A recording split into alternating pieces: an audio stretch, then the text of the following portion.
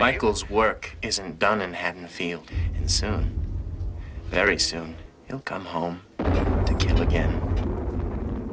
But this time I'll be ready. These videos are satiric reviews. You don't have to agree, but don't bitch about it. Hey there, I'm the social injustice warrior V Infuso, and good God, I hate this movie. This is Halloween: The Curse of Michael Myers, the theatrical cut, the one that comes in the Halloween series I bought. What's especially strange about this is that this movie went through so many different rewrites and edits that the final product of the time, its theatrical cut, is almost hardly a movie because of all that. Not only do some characters die entirely different, but there's entire plots that are missing from this movie because it went through so many last-minute rewrites and changes. I will only be covering the theatrical cut today, which emphasis on cut because this movie has been stitched back together like some horrible Frankenstein's monster of movies. But I do intend on reviewing the unofficial cut.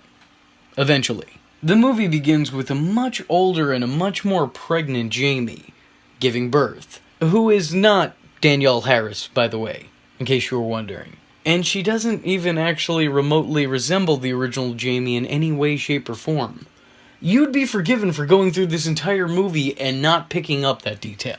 Then we have a weird narration from Paul Rudd, who plays Tommy Doyle from the first movie. Remember him? Remember him again? This is him now. Yeah, he's fucked. I know he looked happy and semi-normal in the last movie, but apparently he's since become obsessed with Michael Myers. I was only 8 years old when I saw him, but I was one of the lucky ones. And he's also become strange as shit. Staring out his window. Last night I caught him watching me. That must be Tommy. Scenes like this make me question why the subtitle of this movie isn't Halloween 6, We Need to Talk About Tommy. You know, before this movie, I never thought that Paul Rudd could play a role that I hated him in. I mean, I like Ant-Man. I loved Our Idiot Brother. And I Love You, Man. But this, whatever this is, whatever he was going for, it's bad. It's just really, really bad. Never do this again. But you want to see my favorite scene of him in this movie?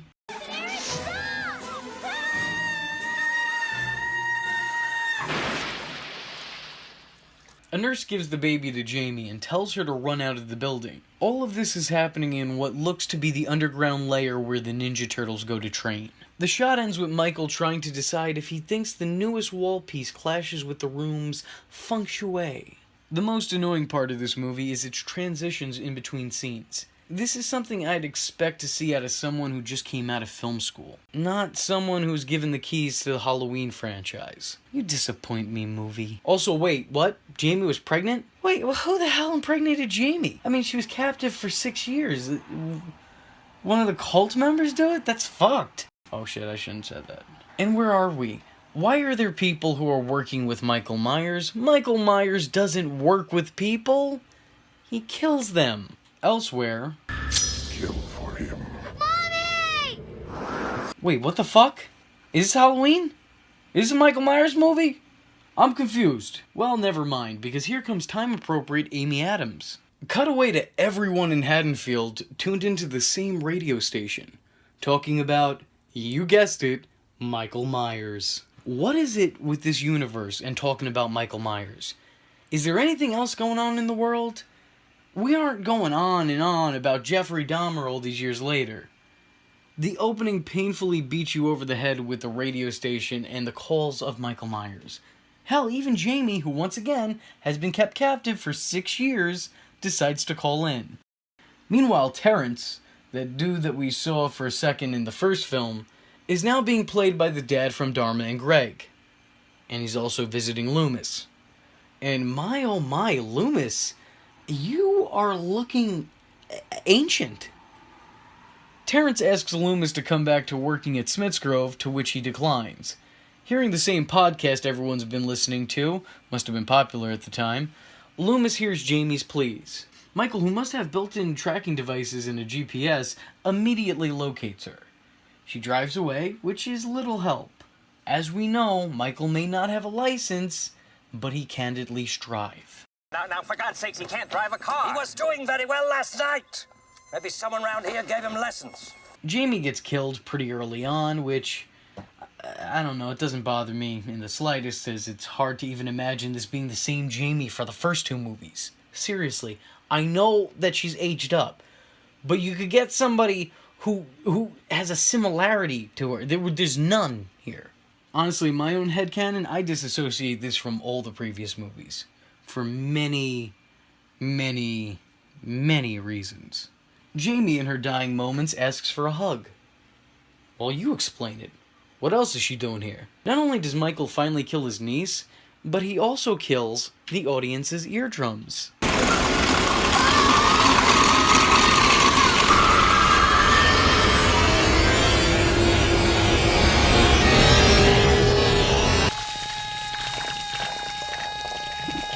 And hey, that's a pretty good mask. I mean, it's not perfect, but it's head and toes better than the last two. Good on you. You made a decent mask. Now, if only you could have used it in a decent movie. John and Deborah Strode, Laurie's adoptive aunt and uncle, and yes, in case you were wondering, their names are paying tribute to John Carpenter and Deborah Hill, sit down for breakfast with their nameless son, their daughter Kara, and her son Danny, the bastard. It's then that John decides to let everyone know that he's playing heel. Who the hell asked you to come back here in the first place? You think going to college is going to make up for your mistakes, girl? Doesn't show her face around her own family for 5 years, then comes back and expects us to roll out the red carpet. Get away from her! You shut up and stay out of this. Wow, holy shit, this is the guy that they're using to pay tribute to John Carpenter? I don't know if I'd be flattered by that tribute. Meanwhile, Danny holds his grandfather at knife point. Listen up, sucker. You gonna go out, you're gonna get me a Happy Meal. Extra fries. And God help you if you don't get me a toy. Ooh, John, if I don't see a toy in there... Terrence and Loomis return to Smith's Grove to get any and all information on Michael Myers. It's then they're immediately told of Jamie Lloyd's death. I know it may seem like I'm jumping all over the place, but this is honestly the way the movie's put together. It's so bizarre. It cuts to random scenes in the middle of other random scenes, and then cuts back to those scenes. It's a mess, honestly. There's no rhyme or reason for these cuts. Nothing interesting enough happens during them. They don't even slightly sync up, and sometimes they're as short as a few seconds long. The way this is all pieced together is so amateur that you would think that I had a hand in making this. But this is 95 and I was only born 92. I wasn't this untalented yet. Paul Rudd paces himself in his secluded room, listening to last night's episode of Howard Stern. He then goes back to the bus depot to find out if a bus arrived from Pontiac last night. Okay. When he heads to take a piss, he finds a free bus station baby. Paul, think about this. I don't think you can return those. Did he intentionally go into the wrong restroom? Was this a public guy-girl potty? Did Jamie hide the baby in the men's bathroom? Also, if she hid the baby in a cabinet to hide it from Michael, wouldn't she also be, I don't know, kind of inadvertently killing the kid? Isn't it likely that no one would be there? Or maybe someone not great would find him. Isn't it a little too convenient that Tommy just so happened to stumble upon this baby? Actually, come to think of it, isn't it a little too convenient that the Strode family is now living in the Myers house? Well, at least they got the Myers house right, in that it actually looks like a suburban household and not an abandoned mansion. And even with that, they couldn't get Dr. Loomis's face right. Did y'all just forget that he was burned in two and had surviving marks throughout 4 and 5? What are you doing? Looks like your little boy's got himself quite an imagination. I think it's cool. And with dialogue like this, I'm surprised the writer didn't change his name to Alan Smithy. Paul Rudd takes the baby to the hospital, where he has security called on him for yelling. I need to see a doctor. Get me a doctor, now!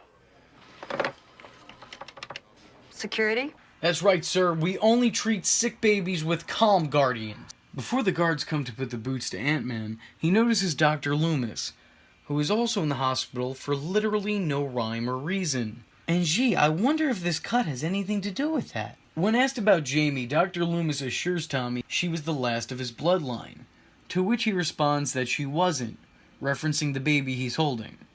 And wait, no. How do you just suddenly know that? How do you know that for sure? Tommy, not Jarvis, also shows concerns for the Strodes as they're living in the Myers house. It's then he has to make a run for it when security arrives, telling Loomis to meet him later. Before doing so, Dr. Loomis breaks into the former Myers residence. "Look, old man, I know you mean well, but you can't just go breaking into people's houses, as that's not allowed." Loomis tells Deborah the house that her family is staying in is the Halloween house. And no, excuse me, what? Excuse me, the fuck did you just say? She didn't know that? She didn't know that her house was the most infamous house in Haddonfield. She didn't know her adoptive niece's attempted murderer murdered his sister there in that household. How is that possible? Tommy meets new Tommy, and then it cuts back to Deborah calling her husband to confront him. These guys just knew what they were doing when they were editing this. They know what we want. We want awkward meetings and then immediate transition to phone calls. You fucking got it, guys. This is my favorite Halloween movie. Afterwards, she gets a phone call from presumably the man in black with a distorted voice. And hey, don't even worry about it. I used to make prank phone calls all the time.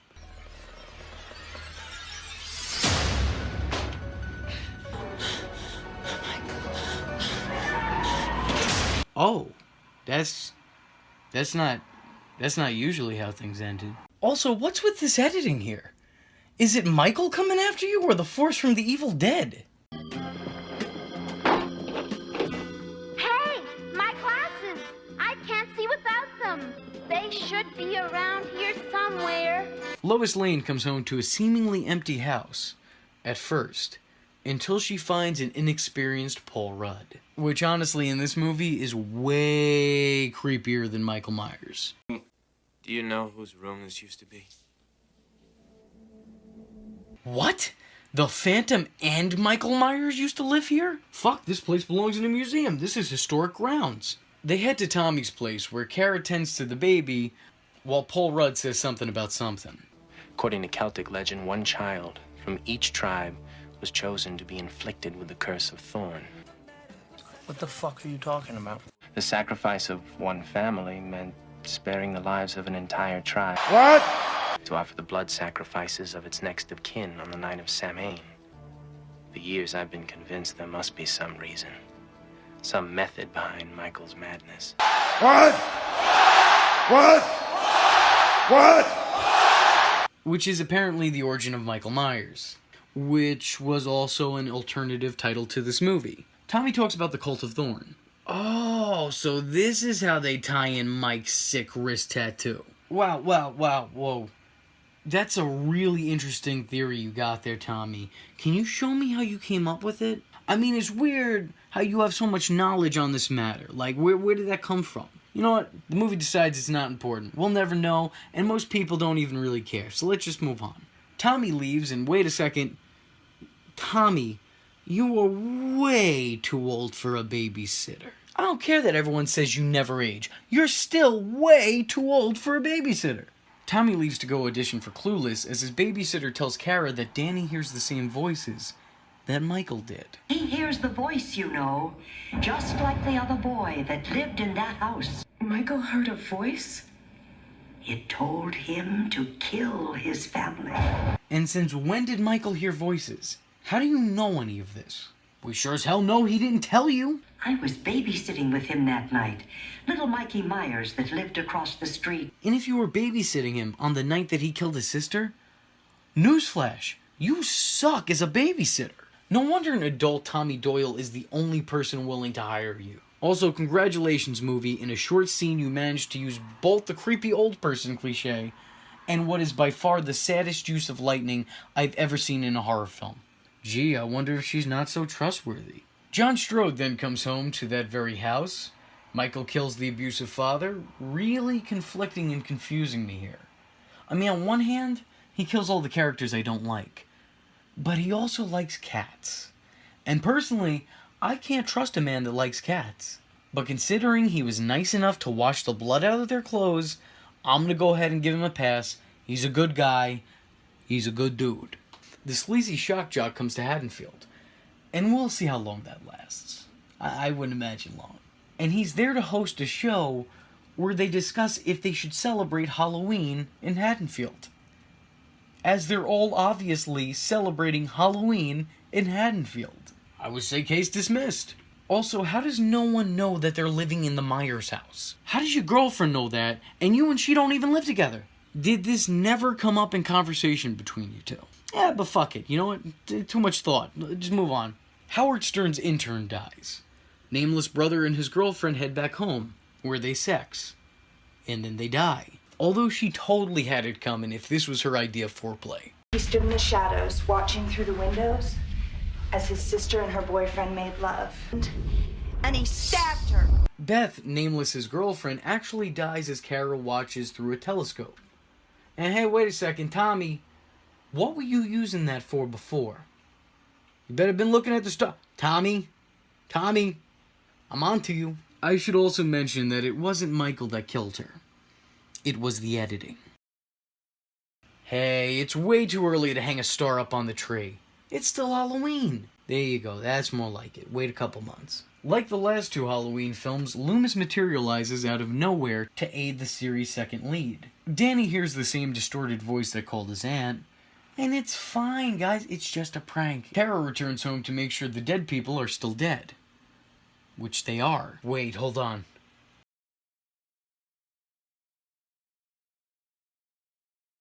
Oh, damn. I thought that'd work. She also finds Danny. And then Michael finds her. Wait, no, what even happens here? She's backing away from him. He's an inch away from her. She closes the door on him. Finds what's left of her mother. Screams. And only then does Michael come after her. What, does the guy have a 5-second memory or something? Did he forget that she was behind the door?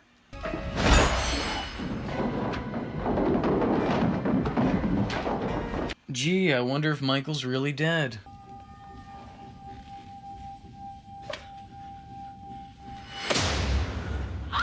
Oh wow, I guess he wasn't. And I thought this was for sure gonna be the way he died. A now injured Kara and her son Danny run to get some help, in the forms of Tommy and Dr. Loomis, who I'm now just noticing is barely used in this movie, especially in comparison to his last appearances. When the four meet up, Tommy exclaims that the baby is missing. It is then the voice calls out to Danny again.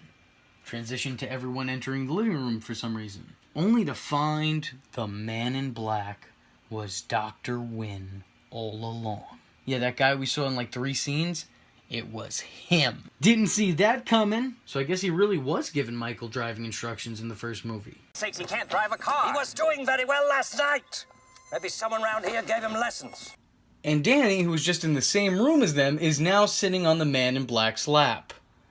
Man, you gotta love these edits. You gotta, yeah, but no one does. No one does. Kara manages to run past the Droods upstairs and attempts to grab the baby, instead finding it in the arms of Tommy's nanny. And as it turns out, she's also part of the evil cult. Oh no! And it's now official that this is by far the worst Scooby-Doo episode I've ever seen. And you know, I always hated these. I always know who the villains are right from the start.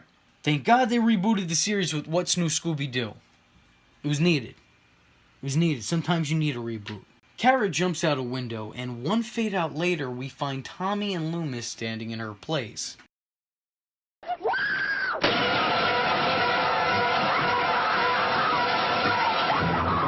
And hey, wait a second. I'm just now realizing that that's actually not a telescope.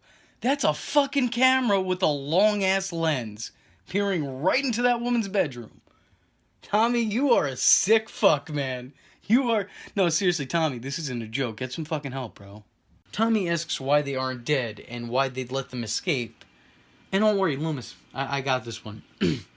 It's because the plot demands you to make it to the end, and the writer wrote himself into a corner, and doesn't think the audience is intelligent enough to question this. Loomis and Tommy head to Smithsgrove to take on Dr. Wynn, where Loomis is knocked on the head, putting him out for most of the rest of this movie. Poor Donald Pleasance. I mean, they had to fight to get you to take this role one last time, and then they just disrespected you throughout it. Shameful. Since Dr. Loomis is out of commission and hardly seen, this must mean that Tommy is our hero now. Oh, good. That's just what I wanted to watch. A movie in which the guy from This Is 40 is playing the hero. You ever seen that movie? Judd Apatow has Paul Rudd play Judd Apatow. And as it turns out, Judd Apatow is a dick. Tommy being told to wait for Loomis does just the opposite. Because again, if you tell a kid what to do, they will usually do the exact opposite. Tommy hears a scream and heads in its general direction, stumbling upon this woman. Alright? Before locating the room Kara's trapped in, he proceeds to huff and puff and try to knock the door down. But apparently all this racket has woken up somebody 2 doors down. And oh man, I know what you're going through. These reunions are always awkward. But I think you're overreacting. I mean, it's not like with Michael, you gotta do a whole lot of small talk, you know? Tommy?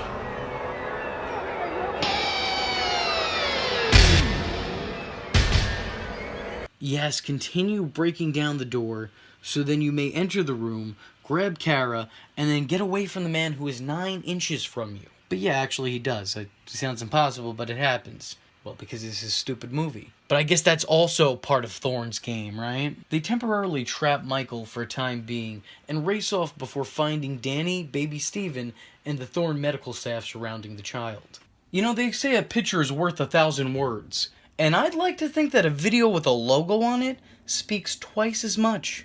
Yeah, that's the Michael I know. Stupid as fuck. Here's a sound and he thinks, it's nothing. Definitely not those 2 people I was just chasing and trying to kill. Michael finds a Halloween toolbox before going to town on the Doctors of Thorn. For virtually no reason. Wait, no. Stop. I do not consent. Stop. Okay. So this movie wants us to believe that Michael heard a voice telling him to kill his family. This voice being the Man in Black, whom he'd work under his employ from 1978 all the way to 1995. And then, within the same movie that you introduce this convoluted mess of a backstory, you also want to end it with no resolve and just say, Michael one day just thought it through and said, fuck it. I mean, this cult thing's just not working for me. It's not like he just joined the cult. The movie determines that he was involved as soon as he murdered his sister. I'm not even going to ask what the fuck. I'm going to ask why. Why the fuck? Why would you do this? What made you think that this was a good idea? Hey, wrong horror franchise, asshole. That's Jason's machete. You put that back. That's Jason's. Not yours. Jason's. Tommy and Kara watch the massacre before rushing in to save Danny and the baby. How were they not slaughtered? I don't know. Also, why did Michael kill the cult people he'd allegedly been working with all these years? It just doesn't make any sense. Even for these movies, it just doesn't make sense. Don't kill these guys. They're your friends, not your family. Killing them won't improve farm life whatsoever. Danny, Kara, Tommy, and the baby make a run for it until they eventually realize they're locked in with the boogeyman. And dead babies for some reason. Michael breaks through the door because if there's anything the Halloween series has taught me, it's that Michael Myers doesn't care for dogs or doors. They both make him equally angry. Tommy Doyle appears to surrender the baby. You've won. He's yours. And if someone can message or tweet out to Paul Rudd and ask him what he was going for, not just here in this scene, but throughout the whole movie, I'd be very thankful. As a matter of fact, VTards listening, that's your contribution. Hit up Paul Rudd and ask him what's wrong with Tommy Doyle. Ask him why he acts like Denny from The Room's older brother. I'm curious. Michael quickly learns that it's all a scam as the baby cries. Thanks, Steven, you little dick. Paul Rudd quickly injects Michael with more tranquilizers than you need to put out a horse. That's the most powerful trank gun on the market. Huh. Got her in Mexico. Cool. Ow! Oh!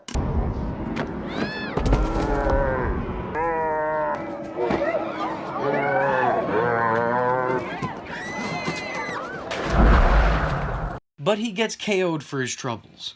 Kara grabs a pipe and goes to town on Michael, who is still strong enough to choke the life out of her. Michael heads for the boy and his nephew before Tommy Doyle beats the holy hell out of Michael with another pipe. And this editing? It doesn't scare me. It doesn't add to the movie. It just distracts the holy hell out of whoever's watching. Seriously, this looks like a first-timer trying to make an edgy music video in the early 90s. Dr. Loomis finally wakes up from his short coma to bring Tommy and Kara to safety. Tommy asks Loomis to come with him, but in turn he says he has business left to attend. And this is the last shot of the movie.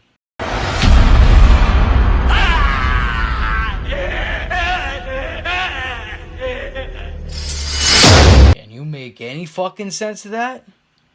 I'd like to hear it. Let me know in the comment. What happened? Doesn't have to be whatever the fuck I say usually. What is it? Doesn't have to be true, but it does have to be funny. Sorry, this movie, it upsets me. Fundamentally, as a person. I'm upset that we as a human race allowed this to exist. I know people don't necessarily like 4 and 5, but I can't think of a single person who could appreciate 6. And honestly, I don't blame them. This Halloween movie, I can't even slightly defend. There's hardly anything positive to attribute to this movie. It's cut up and made nearly impossible to properly digest. Its plot twists are obvious from the very start. The characters either are entirely unrelatable or completely unlikable. The Thorn storyline, which was something seemingly semi-interesting, makes no difference because of its own ending, making everything that came before it pointless.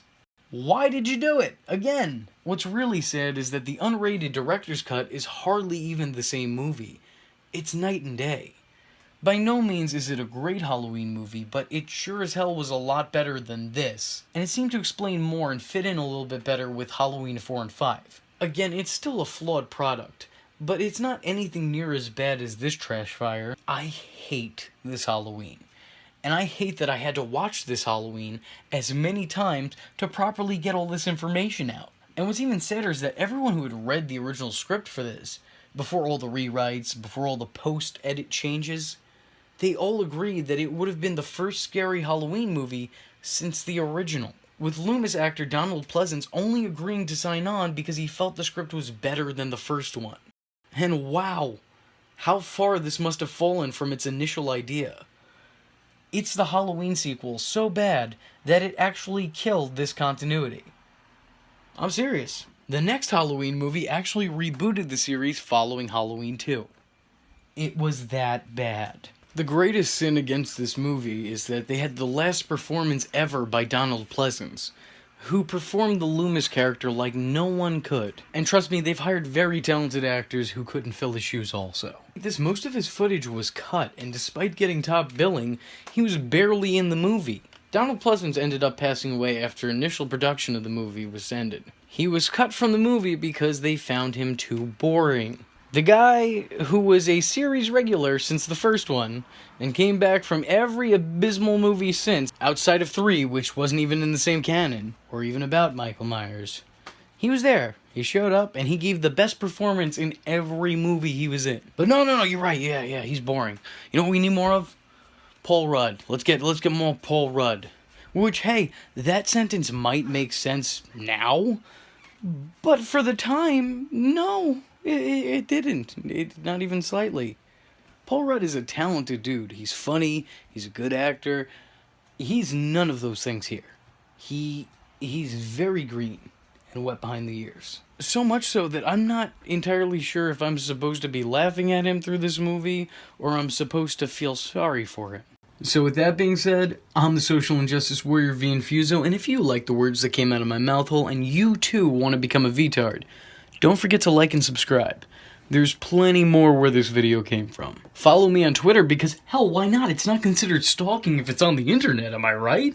And don't forget to join the Discord. I don't have anything catchy to add to that, but just join it. Just go do it. And if you have a free moment of time and a free dollar to spare, then head over to my Patreon, where for just $1, you too could help keep this boat afloat.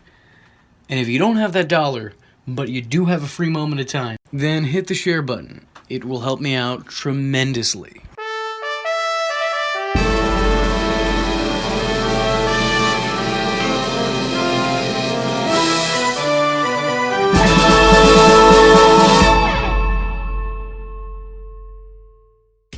VTart, oh.